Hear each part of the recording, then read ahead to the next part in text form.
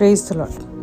యోహాను సువార్త 12:3. అప్పుడు మరియా మిక్కిలి విలువ గల అచ్చట జటమాంస అత్తరు ఒక సేరున్నర ఎత్తు తీసుకుని యేసు పాదములకు పూసి తన తల వెంట్రుకలతో ఆయన పాదములు తుడిచి ఇల్లు అత్తర సువాసనతో నిండెను.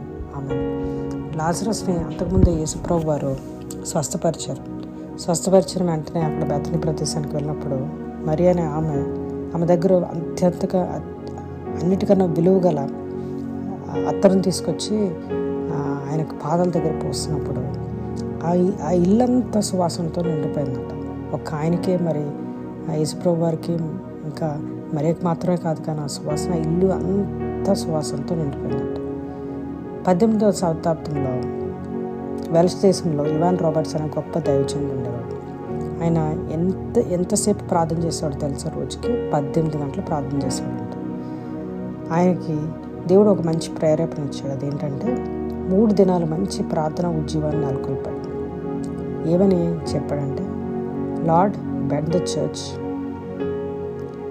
Save the world and bend me also అని ఒక నామంతో వెళ్ళిపోతూ ఉండేవాడు.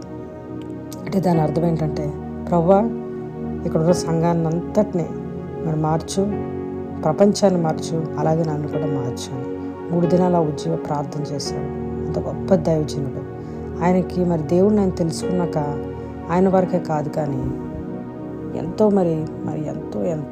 మందిని ప్రార్థన యోధులుగా తయారు చేసుకుంటాడు. ఆ ఉద్యోగం ద్వారా ఎంతోమంది మారుమనసు కలిగి ఉంటారు. అలాగే మరి యేసుప్రభు వారికి మరి ఆ యొక్క ఎప్పుడైతే అత్తర్ని పూసిందో మరియా, ఒక్క ఆమెకి యేసుప్రభు వారికి కాకుండా మొత్తం తన చుట్టూ ఉన్న ఇల్లంతటిని సువాసనతో నింపేసింది. అలాగే ఈ రోజున మరి నువ్వు దేవుని తెలుసుకున్నావు, నేను దేవుని తెలుసుకున్నాను. మరి అదేవిధంగా దేవుని గురించి అందరికీ చెప్తున్నావా? మనం వెళ్తున్న మార్గంలో మనల్ని చూసి వీళ్ళు దేవుని పిల్లలు అని మా గురించి చెప్తున్నారు. ఆమె